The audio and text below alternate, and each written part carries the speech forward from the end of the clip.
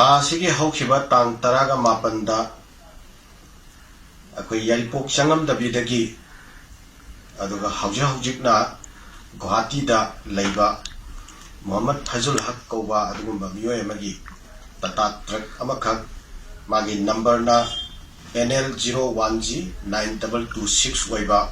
अदुगा गाड़ी सिगी ड्राइवरना मोइरांगथेम सूरचंद्र सिंह एलाइस बुंके सही निफुगा तरुक मागी लैफमना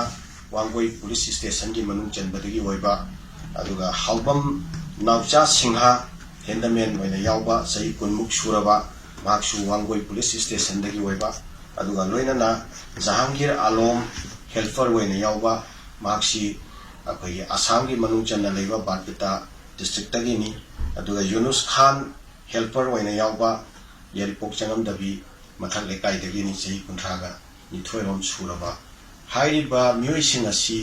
यावखिबा अदुगुंबा टाटा ट्रक असे नुमिदांगी पुंग 8:15 चटपा मतम अदुवाई फावबा इमुंग मनुंगी मियोइसिंगा पाव फावनबदा नागालैंड स्टेट की मनुंग चनबा दिमापुर की अदुंबा निचू गेट हाइबा मफमसी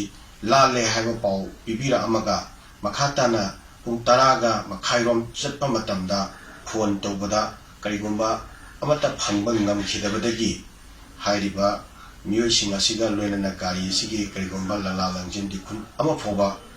फंगबा ngamदना ngasi फावबा लेरकली हिरम असिगा मरि लेनना टाटा ट्रक की इमुंग मनुंगी माइकैदगी अखोई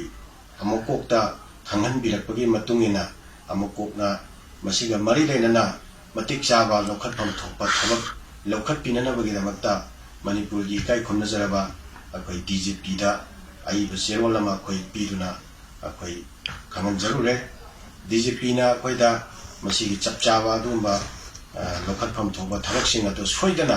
अखोई लौखटकनी हाइबगी थाजब बिबिरई हिरम असिगा मरि लेनना मणिपुर की ड्राइवर्स यूनियन अमदी टाटा ट्रक ओनर्स यूनियन ना चिंबदसु अखोई मनुंगी माइकैदगी अखोई खंगनजबा लैखरे हाइबा वफमसु ऑर्गेनाइजेशन दा थंबिरकली हाइरिबा टाटा ट्रक अमसुंग मसिगा लोइनना अखोई किडनैप तौखरे हाइना अखोइना थाजरिबा मियोइ मरी से मसी रेस्क्यू तौबगी थबक अथुबा मतमदा पाइखट पिननबा मणिपुर सरकार की माइकैदगी लौखटपा याबा थबकसिंग लौखटपिरगा नागालैंड की अदुगुंबा लॉ एनफोर्सिंग एजेंसी सिंदा खोलै थुना थबक लौखटपिननबा मणिपुर सरकार की माइकैदगी अखोई तंगाई फदना प्रेशर तौबीबा अमद तंगाई फदबा थबकसिंग लौखटपिननबा अमुकोककी माइकैदगी काइखोमना अपील तौजरी।